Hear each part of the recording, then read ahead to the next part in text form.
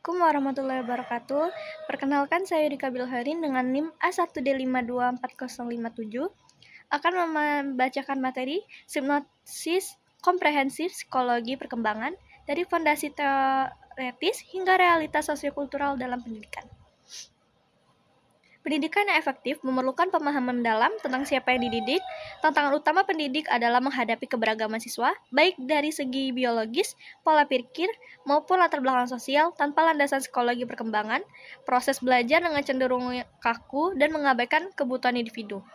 Oleh karena itu, sinopsis ini disusun untuk merangkum keterkaitan antara teori psikologi, fase pertumbuhan fisik kognitif, serta realitas sosiokultural sebagai panduan dalam menciptakan praktik pembelajaran yang tepat sasaran dan inklusif. Hakikat pendidikan, psikologi pendidikan, dan aliran psikologi. Pendidikan merupakan fondasi utama dalam pengembangan potensi manusia yang bertujuan untuk membentuk karakter, kecerdasan, dan keterampilan peserta didik sesuai dengan nilai-nilai moral. Dalam mencapai tujuan tersebut, psikologi pendidikan berperan sebagai instrumen ilmiah yang mempelajari tingkah laku individu dalam situasi pendidikan, sehingga pendidik dapat memahami gejala jiwa dan karakteristik siswa secara mendalam. Pemahaman ini didukung oleh berbagai aliran psikologi yang melihat manusia dari sudut pandang berbeda, mulai dari aspek perilaku yang tampak hingga proses mental yang tersembunyi, yang semuanya bermuara pada upaya menciptakan interaksi edukatif yang efektif dan harmonis antara guru dan murid. Perspektif proses tumbuh kembang fisiologis. Pertumbuhan manusia secara fisiologis adalah proses perubahan fisik yang bersifat kuantitatif, seperti pertambahan ukuran tubuh, berat badan, serta kematangan fungsi organ. Fokus utama saraf yang menjadi fokus pertama dalam perkembangan fisik ini adalah pertumbuhan otak dan sistem saraf yang menjadi pusat kendali bagi seluruh aktivitas manusia. Proses ini sangat dipengaruhi oleh faktor internal seperti hereditas atau genetik dan faktor eksternal seperti nutrisi, kesehatan, dan stimulasi lingkungan. Kematangan fisik yang optimal pada masa anak-anak dan remaja menjadi persyarat penting bagi kesiapan individu dalam menerima beban pelajar dan menjalankan fungsi tubuh secara sehat di masa depan.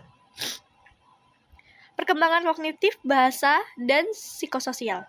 Perkembangan manusia merupakan integrasi kompleks antara kemampuan berpikir, berkomunikasi, dan berinteraksi sosial.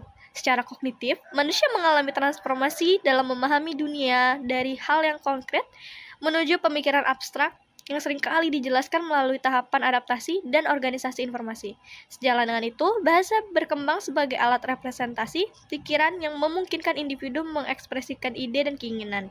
Di sisi lain, perkembangan psikososial menyoroti bagaimana individu membangun identitas diri dan hubungan emosional dengan orang lain, di mana keberhasilan dalam melewati krisis di setiap tahap perkembangan dalam membentuk kepribadian yang tangguh dan stabil. Teori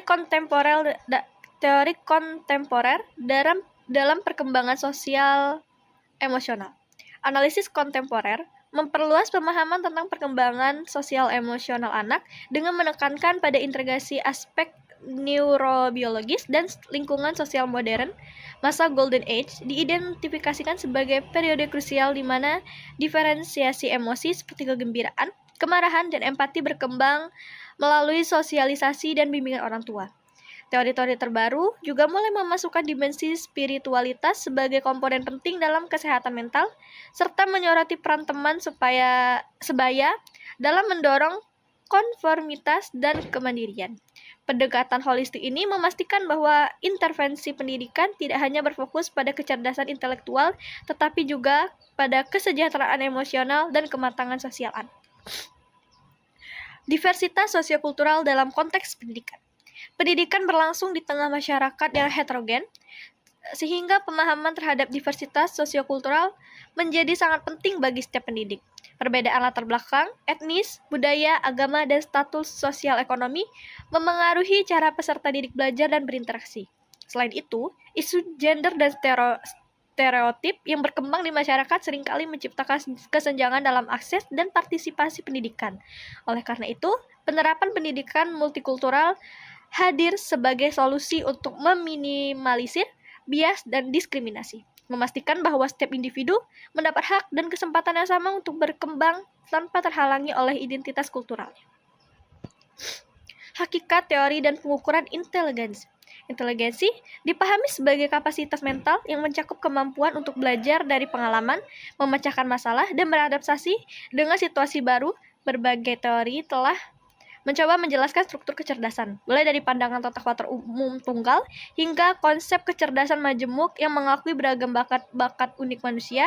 Untuk memetakan potensi tersebut, digunakan berbagai instrumen pengukuran atau tes IQ yang terus dilakukan secara objektif. Bagi dunia pendidikan, pemetaan inteligensi bukan bertujuan untuk memberi label pada siswa, melainkan untuk membantu guru dalam menyesuaikan metode pembelajaran agar sesuai dengan tingkat kapasitas dan kebutuhan kognitif setiap individu. Teori behaviorisme dan kolektivisme dalam pembelajaran. Sebagai pelengkap dalam praktik instruksional, teori behaviorisme dan kognitivisme memberikan kerangka kerja tentang bagaimana proses belajar terjadi. Behaviorisme menitikberatkan pada perubahan perilaku yang dapat diamati sebagai hasil dari pemberian stimulus dan penguatan atau reward atau punishment yang efektif untuk membentuk disiplin dan keterampilan motorik. Sementara itu, kognitivisme lebih berfokus pada struktur kognitif internal, di mana belajar dianggap sebagai proses pengolahan informasi, pemahaman konsep, dan retensi memori. Penggabungan kedua pendekatan memungkinkan pendidik untuk tidak hanya mengelola perilaku kelas secara efektif, tetapi juga merangsang kemampuan berpikir kritis dan kreatif peserta didik. Dari materi tadi dapat disimpulkan bahwa pendidikan yang sukses bergantung pada pemahaman holistik terhadap integrasi perkembangan fisik, kognitif, dan sosial emosional peserta didik. Dengan menyinergikan teori belajar yang tepat serta kesadaran terhadap keberagaman sosiokultural dan keunikan intelijensi individu, pendidik dapat menciptakan lingkungan pembelajaran yang tidak hanya unggul secara akademik tetapi juga adaptif dan mampu memanusiakan manusia secara utuh. Baik, sekian dulu materi dari saya. Saya akhiri. Assalamualaikum warahmatullahi wabarakatuh.